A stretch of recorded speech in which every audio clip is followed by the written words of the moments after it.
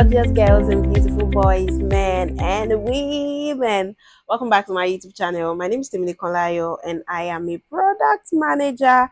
And what we do here, we talk about product management. So everything you need to know about product management, right? That is what we talk about here. So if you are an entry-level product manager and you're trying to figure out what is even product management, what am I supposed to do as a product manager, right? This is the right channel for you to learn most of the things, if not all, concerning or about product management. And yes, happy new month. It's February, the second month in the year 2026, and I just want to wish you a happy new month.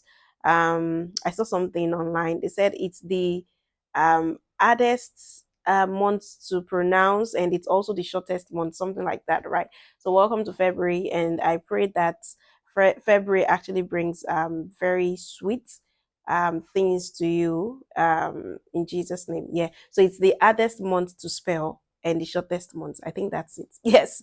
So yes. Welcome back to my YouTube channel. If you are just joining us, welcome. This is actually the right place for you to be. And if you are an OG from last year, in fact, I think February makes it a year I started talking about product management. Whoop whoop. I need to cut cake. All right. So yes, thank you so much. We have like 310 of us here as subscribers, and I really want to say a big thank you. I know we need to get into it, but I sincerely want to say a very big thank you to every one of you. Thank you so much. I am sincerely grateful. God bless you. So yeah, so the PRD video did really well. Did really well. I saw comments, I saw some messages from me on Slack, and I also saw some on WhatsApp. And yes, it did very well. And the question is not just comments. I think I got like questions also. But one person asked, do I always need to write a full 10-page PRD? What if I just want to pitch an idea? So it is actually a great question. It is a great question, and the answer is absolutely not. Sometimes you need something faster, lighter, and more focused, right? So that's where the product one pager comes in. So today I'm going to be sharing or explaining how to write a compelling one pager that gets your idea across, gets people excited, and gets you the buy in rather that you need, all in just one page. Okay, at most maybe two pages, right? But the idea is just a pager, a one pager document. I'm always something about elevator pitch. When you are in a place and they ask you, oh, what are you doing? What are you doing now? And you quickly need to explain what you are trying to do. So that is what the one pager document is about. So what is a product one pager? So a product one pager is exactly what it sounds like: a single page document that pitches a product idea or feature. So it's just one page document that explains everything about a product or probably a feature that you are trying to work on. So you think of it as the elevator pitch in document form, a teaser trailer for your full product requirement document, or a way to get early feedback before investing weeks in documentation. The PRD is the biggest or is the robust version of the one pager document. So before you even go to start writing PRD, you are writing like 10-page documents and all of that. You can start by writing a one pager document. So what is like the difference between a PRD versus one pager? So now PRD, like I explained last week, it's like 5 to 10 pages, detailed requirements, user flows, technical specs, and all of that. Then it is written after you've decided to build something. It is written after you've decided to build something. It is actually for execution, probably for engineers and designers. They use it to build. So it's actually a document that is meant to be for execution. And the reason why I said meant is because some people do not really factor the usefulness into it, right? So it takes like days or weeks to write. It takes several hours to actually write. Now the one pager it's just like the name says, it's literally one page, maximum 2 pages, right? It's high level concept and value proposition. It is written before you are fully committed to writing that document. That is what the one pager is. So it is written before, unlike the PRD that is written after. And it takes hours, just few hours, not like days. It takes hours to write, right? So when do you need to use a one pager?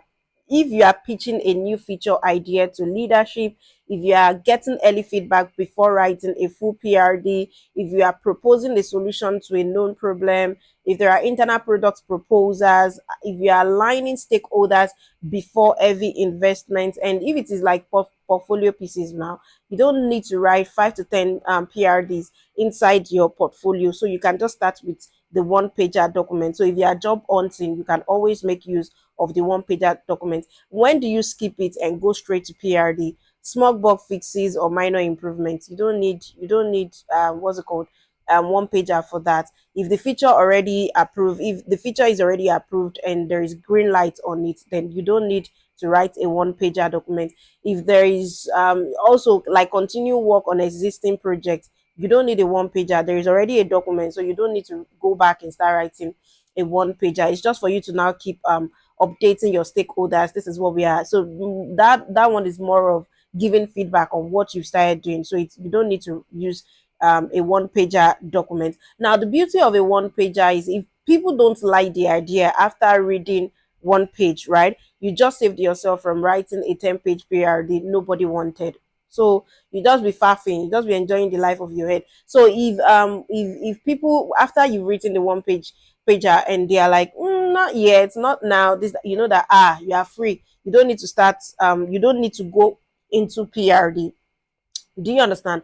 Now, unlike the PRD that has like 9 sections or more, the one pager you can actually break it down to just 6 sections, and you can even still break it down to probably lesser sections. But let's just focus on 6 sections. Again, it's meant to be very, very short things, right? It's not like very long, detailed documents. Now, so the structure I use for my one pager, it is simple, it is clear, and it fits on one page maximum probably 1.5 pages. Do you understand? So title and one sentence. So I have like summary, what is this and why should I care? So one compelling sentence. Then I have the problem, what user problem or business opportunity are we addressing? Then the third one is the solution. What are we proposing to build? High level. So it's high level. You don't break it down to the granular bit. So it's high level, not detailed requirements. Then why now? So why is this the right time? What is the urgency or opportunity? Then the next one is success metric. How will we measure if this works? Then the next one is probably key questions or next steps. So what do we need to figure out? What's the ask? So that is just it. 6 sections, one page. Now, some people add a section for alternative, considered, or risk, but I keep it simple. You can always add that if needed. If you've gotten the green light and they say, okay, you know what, go on, let's get like a bigger document, and you can put all of that in your PRD. But for my one pager, I don't have those other sections. So let me just show like real examples so you can exactly see how it works. Is that fine? Yes. Now, so for complete one pager example, so we are going to be doing this together. I'm just going to be explaining it, and I want you to just follow through. So we are going to use this example, adding mobile money integration to an e-commerce platform in Nigeria. So that's just what we want to do, adding mobile money integration to an e-commerce platform in Nigeria. So this is realistic. Many Nigerian e-commerce platforms they struggle with payment completion rates. So let me just show you how I'll pitch this if this is actually something that I really want to work on. So what I'm going to do is the first one is the title and one sentence summary. So what am I going to include? I'm going to include clear descriptive title. I'm also going to add like one compelling sentence that makes people want to read more. So for example, mobile money payment integration. So what I'm going to write is that enable customers to complete purchases using mobile money. So we have like OPay, we have Pamplay, we have Money Points. So, and this one, what is it going to do? It's going to reduce cart abandonment and increase conversion by 15 to 20%. So why is this thing going to work? What I just explained, why is it going to work? It is clear, the title is clear and specific. The one sentence tells you what it is, who it is for, and the benefits. And numbers make it concrete, 15 to 20%. You know, I've been saying this thing that when you start putting numbers in your discussion as a product manager, people will know that you are actually doing something, right? So numbers make it concrete. And if someone reads only this, they get the core idea. So the writing tip is that write this section last after you figured out everything else. So it's easier to always build up on it. Do you understand? Just like I said with the PRD, always write that part lastly, right? Don't just start from that.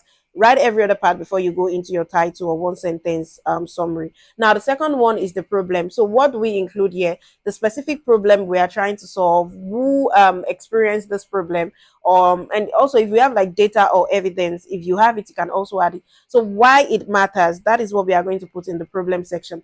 Now, the problem is I'm going to give example, and I don't really want this to be like very lengthy, so I'm just going to like go straight into the example and just flow like that, so that it's not too broad and it looks very complex. Now, the example for the problem is our checkout abandonment rate is 68%, significantly higher than the e-commerce industry average of 45%. So user research and support tickets reveal that payment friction is a major contributor. Now, the key findings that you mentioned is that there is 40% of cart abandonment, and this happens at the payment stage, right? There is user side. You already said preferred payment method not available as the number two reason for not completing the purchases. Now, the third one is 73% of Nigerians use mobile money wallet. So we have, like I said, OPay, PAMPay, money points regularly for their daily transactions, right? So now you already explained that part. And we also have like competitors, Jumia, Konga, they have added mobile money and seen conversion improvement. So the customer quotes that we can add here is, I wanted to pay with my OPay wallet, but you only accept cards. I would just order from somewhere else. You can add the support ticket if you have one. You can add it to that document, right? Now, the business impact is we are losing an estimated 15 million naira monthly in potential revenue due to the payment method limitations. So you see, why it works is that there is specific data, there is evidence from multiple sources rather. Probably you have like your user research, your support ticket, and also the market data. Then there is real customer quotes that makes it tangible, and you can also quantify business impact. 15 million naira per month, you are losing it. Okay, did I just say that? All right. So it also quantifies like the business impact, and it shows you've done your own work. That is just it. It shows that, oh, you're not just giving us blank data. You've already done your homework, right? So if you don't have exact numbers, use what you have. So multiple support tickets mentioning that thing, or in conversation with like five customers, that is actually better than nothing. So do you understand? So it's better than you not saying anything. So you can always put those things there. Now, the third part is the solution. Now, let me just give the example. We already know what to include, right? So let's just go into the example. So the example for the solution is integrate the three most popular mobile money providers in Nigeria. OPay, we are actually citing OPay, PAMPay, and Money Points as payment options at checkout. Even on Temu, there is OPay there. In fact, I think before Nigerian card starts doing online transactions for probably international stuff, OPay was actually the first one that people started using on Temu, if I'm correct, right? So you can imagine, right? So there is OPay, there is PAMPay, there is Money Points. Why is your own e-commerce platform not using any of this organization or this payment method rather? So what this looks like is customers see mobile money as a payment option alongside existing card payments, and also they select their preferred provider, probably any of the three. The payment flow redirect to provider's interface or uses API for seamless in-app payments. And also there is confirmation when they do their own transaction, there's like a confirmation message for them that, oh, your transaction is completed. And something about Temu, because really I've been spending my money on Temu lately, and let me just say that I've been using it to do experiments. But this is it. One thing I noticed is that if you use your card when you want to do like a refund or something, it takes days. But if you use like the mobile money something, they credit you like I've not tried it, but my friend actually told me that they credit you almost immediately once you click on refund. If that payment is from maybe the those mobile money something, instead of using your card, you get credited immediately rather than they saying you have to wait for a period of probably 14 days before they credit your account if you use bank. I just wanted to chip that in. Now, the key capabilities that we are going to mention is there is support for the three major mobile money providers, right? There is also real-time payment confirmation, automatic order creation upon successful payment. Then if there is failure, there is a failed payment handling and retry options. So why this solve the problem is that mobile money is almost Nigeria's, they transact daily, and by accepting it, we remove the friction of I don't have a card, or I don't want to use my card online, and meet customers where they already are. Do you understand? So why this works is that, one, clear, specific solution. You already gave them. You did not start saying that I think, I assume. You already mentioned what the solution is. It describes the user experience briefly, list key capabilities without overwhelming detail, and it connects back to the problem, meeting customers where they are. And it focused on the what, not the out. So the how is for the PRD, the what is for your one pager. So resist the urge to include every tiny detail. You are painting a picture, not writing specifications. So you should be able to like do stuff like that. And the fourth part is why now. Why are we going to do that now? Now the example for why now, if I'm writing this document, is mobile money. I'm going to focus on probably market momentum. So I'm going to say that, oh, mobile money transaction volume in Nigeria grew 47% in 2025. This is actually from CBN data. I can also say that younger demographics or core users from 25 to 35 years prefer mobile money over cards. So that is another thing. So I can also say that major competitors added mobile money in Q4 2025 and publicly reported conversion improvement. Now, the business timing is we are in our growth phase and focused on reducing friction in the customer journey. Tactical. And also engineering as capacity post launch of our new checkout redesign. Then we can also say, okay, there is payment provider APIs that are now stable and well documented. This it wasn't like 2 years ago when everything was still shaky, right? So that's just now the opportunity cost is every month we delay, we are potentially losing again 15 million in revenue. You get me? They should beat you and your product team and everybody in that organization. We are losing that amount of money. If you are leaving money on the table, so the Q1 2026 is typically our highest transaction period. Capturing this would maximize impact, right? So what is the risk of waiting? As competitors improve their payment experience, we risk becoming known as the platform that's harder to pay on, or that platform that doesn't want to grow, or that platform that doesn't want to clock it. Do you get me? So exactly, that's what they will be saying everywhere online. That platform is for my daddy. Is it boomers? What do they call it? It's for those people in generation whole. That's the application that you built, right? So why this works is that there is multiple angle. We have the market, the business, timing, and the risk.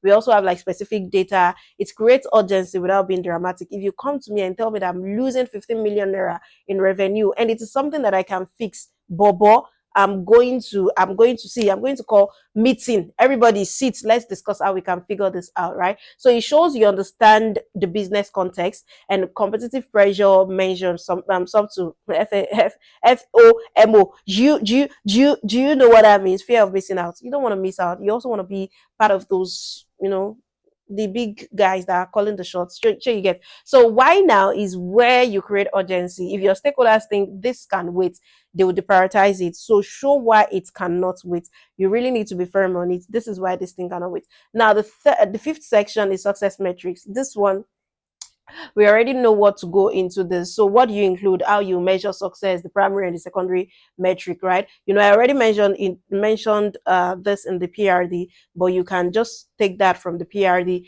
The primary metrics will be overall conversion rate increases from 32% to maybe 38%, and cart abandonment, that one decreases. Do you get?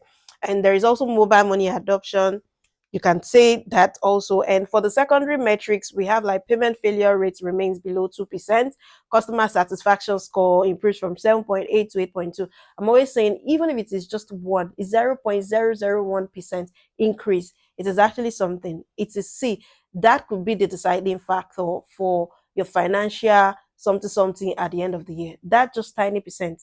It's actually a very good one. So you should not just leave numbers flying around. Either you are reducing or you are increasing. Just make sure that something is actually happening with your figures. Do you understand? So support tickets related to payment issues decreased by 30%. Now, what is the financial impact? Estimated additional revenue. We are getting like 15 million to 20 million naira monthly in revenue. It's good. It's beautiful. In fact, they should put your name as part of the shareholders in that company if they are really serious about business. Projected ROI 5 times within first quarter. So based on integration cost versus revenue increase, right? You can actually put that. And we measure success at 4 weeks. So early adoption, 8 weeks, full impact on conversion and revenue, and also 12 weeks, customer satisfaction and retention impact. So why is it gonna work? It is specific and it has a measurable target. There are realistic numbers. You're not just picking numbers from your You know that place when they say you are picking numbers from your, exactly, you're not just picking numbers from there, it is actually realistic. The financial impact is also quantified. There is timeline for measurement. You've included that. So there are also like multiple dimension. There is conversion, there is satisfaction, and there is also support, right? The writing tip is base your targets on research. If competitors say 5 to 7% improvement, don't claim you will get 30%. Who are you? Who are you? Who are you? Don't claim that you're gonna do 30%. Please, in the name of Jesus, don't you like, all right, so that is it. Now, the section 6, which is actually the last part, is key questions or probably the next step. So, what do you include here?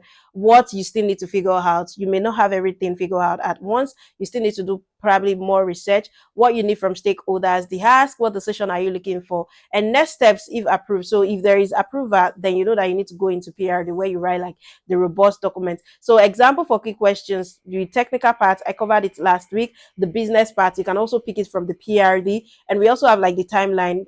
You can also pick it from the PRD, right? So that is just what you need to put. So the ask, what we need, so approval to proceed with full discovery and PRD. Do you understand? Then the engineering capacity, if you need like 2 engineers for the 6 to 8 weeks, or if you need more, you can also put it in your ask. And also budget approval. So if approved, what do? You have to do like technical discovery, provider API evaluation, and detailed cost analysis. You can also do that. Then from week 2 to 3, you can write your full PRD detailed requirements and user flows. Then from your week 4 to 10, development and testing. Then timeline to decision. So you need approval by February 15th to hit Q1 launch targets. Do you understand? Now, why this works is that there is honesty about the unknown. So you build trust. It shows you have thought through challenges. There is clear ask, approval, resources, and budget. There is specific next step if there is green light, right? And there is also the timeline creates urgency again. Do you get when you tell them that February 15th? Oh, if you people do not meet by February 15th, don't expect anything at the end of Q1. Don't come and ask me that what did you do? I did not do anything, because you people too did not do anything. That's what you tell. When they say who said you should say this, say I said so. So if they did not approve, tell them that. Whoa. So don't pretend you have all the answers. Acknowledging open questions shows maturity and invites collaboration. Do you understand? So that's just it. And now let's put it everything together. So that's just a complete one pager. You see that it's very short. Oh, because the long thing was because I was explaining those things, right? It's meant to be like a very short document, not too big. So let's see what we have. The total length, one page, maybe 1.5 if your problem section is detailed. Total time to write 2 to 4 hours versus days for your full PRD. So what it accomplishes clearly explains the idea, makes the business case, and shows you have done your research. It quantifies impact, it creates urgency, and it makes it easy to say yes, and it outlines the next step. So what happens next is stakeholders, if they love it, you get approval to write the full PRD, and you proceed with confidence, knowing there is buy-in. You have not wasted time on a detailed PRD nobody wanted. If stakeholders have concerns, now what do? You address them in a discussion, or you revise your one pager. You iterate quickly, not her. I mean, you use as not just leaving it open and you are spending weeks. So you iterate quickly. You either get buy-in or kill the idea before investing heavily. So if stakeholders, if they reject it, what is going to happen? You've only lost few hours. In fact, you've only lost few seconds. Do you get? Not weeks, not weeks. You learn what matters to decision makers. You can pivot or propose something else. Do you understand? So this is why one pagers are very, very powerful. They are low investment, high clarity document that move conversations forward fast. So it's not like PRD that even you as you finish writing it, let's say in 1 week, your PRD, right? Your stakeholders, they will take another 2 weeks for them to review. They will just you'll be asking them any of this. No, I'm still working on it. I'm still revising. It's a lie. It's because it's too big. They cannot revise it. That's why. So tips for writing great one pager. Let me give you some practical tips to make your one pager really, really shine. Lead with impact. So start with benefits, not the feature. So don't say we should integrate mobile money payments. We can reduce cart abandonment by 20% and unlock 15 million monthly revenue by integrating mobile money. Can you see the difference? You're not just going into feature. You are actually saying what that feature will bring. What's the essence? Why should I include it? Why should I put money? So make stakeholders care immediately. Now, the second one is use real data. The third one is keep it visual. It is short, it is small. You can put small visual there. Then also, you can also do like bold key points, bullet points over long paragraphs, and all of that. So people skim. So you need to make it easy for them. People just skim, they'll just do, and that's it. So quantifying everything you can, you should also do that. Ensure you've done your homework, right? And also create urgency. And to the whole essence is that is to make the cost of inaction clear. So do you understand now? That is just it. And also you can just make the ask crystal clear. When you are doing like your one pager, it makes the ask crystal clear. You can also write like you are presenting. Don't say because it is one pager then it should look funny. Put life into it. You get me? Right? So write like you're actually presenting and get feedback before sharing widely. So you can run it by your engineering lead, a designer if relevant, a friendly PM or manager, and you can just continue working on it once you get your approval and follow up with conversation. The one pager opens the door, the conversation closes the deal. So don't just leave it at that. After sending it, you can still check, oh boss, do you still have this, do you have feedback for us, and all of that. So we've actually mentioned the differences between the one pager and also the full PRD. And I also mentioned at the start of the video, when do you need to write it? So you can just go and look at it and see, okay, when do I need to write this? When do I need to write the one pager, or when do I need to write the PRD? So what are some of the mistakes that you should avoid when you're writing your one pager? Making it 2 or 3 pages. I said you can make it 2, but it is not compulsory that it has to be 2. It is actually one pager, like the name implies, one pager. But if you want to share 1.5 is okay. But making it every time like 3 pages is not meant to be that. It's just one pager, right? And then the second one is too much technical detail. We don't need it there. We don't need it there. Then the third one is weak problem statement. Your problem statement is what will catch people, is what will draw people to you. So you should not make it weak. Make it very strong. Make it something catchy that they will see and say, ah, everybody, today we are having a meeting. Do you get? And when there is no data, it's not nice. Always add data, even if it is one pager. Put data, vague metrics. No, don't do that. Put metrics that we know that, okay, fine, this is how we are going to measure if this thing will work. If it doesn't work, we are going to your head. So, put metrics there, metric that they will use to put your hand. Yeah, exactly. So no clear risk, no clear ask rather. You should always put your clear ask there. And you can always have more clear, more ask rather, but in your one pager you can add tiny ask there. Do you get? And too salesy. It doesn't have to be. It's your product document now. It's not a sales document, so don't make it too salesy. Just use your own product church mind. We have the product mind to write those things. So when you can also use it for your portfolio. I mentioned it earlier. So if you are job hunting or you are building a PM for portfolio, one pagers are actually very helpful. They are good. So they are great for portfolios because it shows strategic thinking, shows business acumen, demonstrates research skills, proves you can communicate concisely, and easier to write than full PRDs. So it's actually, excuse me, good starting point for you. So what are some of the portfolio tips? Pick realistic problems, do actual research. You can write 2 to 3 and one pager. So you can show range, one consumer app feature, one B2B or enterprise feature, and one growth or monetization idea. Make them look good. So there is clean formatting, good structure, easy to read. This is going to hiring managers, remember. So make it professional. Like I said, don't just write whatever, just make it, put your best into it, right? And also include them in interviews. So when asked, how would you improve XYZ products, you can pull out your one pager. Actually, I prepared some thoughts in na, instant credibility. They will know, Oba PM, this one is the boss of the PM. Do you get? So yes, that's just it. And so right now, I feel like you should be able to write a one pager and you should be able to write a PRD document. Yes, you should be able to write a PRD document and also a one pager document. So let's recap. What a one pager is, it's just a single document that you can quickly use to pitch. When do you use it? Before the PRD, for buying and alignment. And we have like the 6 sections. I mentioned the title, problem, solution, why now, metric, questions or ask, and also complete real example. I use the mobile money integration thing. Then the tips for making yours great, I also mentioned it, common mistakes to avoid and how to use them for your portfolio. Your action step for this week. Yes, your action step for this week. You have to pick one idea you are thinking about, a feature for a product you use, a solution to a problem you've noticed, or something from your current work. You can just put those ideas together. You can write a one pager this week, right? Use the structure I just showed you and keep it to one page. Keep it to just one page. Get feedback from someone. And this is a skill that will serve you throughout your PM career, to be honest. The ability to pitch ideas clearly and concisely is one of the most valuable skills you can have. So you can also do what? Drop in the comments, what ideas are you going to write about? Probably, well, we've decided that we are going to write one page. So if you want to share, you can. And if you don't want to share, that's fine also. But if you want to, just drop it in the comment section before next week. And have you written one before? How did it go? Did it go very well? Is it quite different from what I just explained?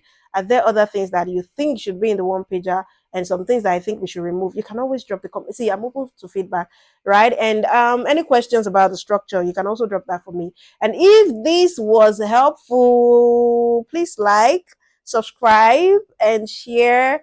And what else? Just subscribe, like, share this video. And if you write one pager using this guide, you can tag me. What's my name on LinkedIn? I think my name is Esther Temini Konlayo Okelwo. On Warehouse, on Substack is Temini Konlayo. On Medium is Temini Konlayo. On Instagram, I think it's I am Temini Konlayo. And on TikTok, I think it's Temini Konlayo. Double hole. I don't even know why I'm doing this, but yes, you can always tag me and let me know. And I would love to see what you create, really. Thanks for watching and happy writing. Bye.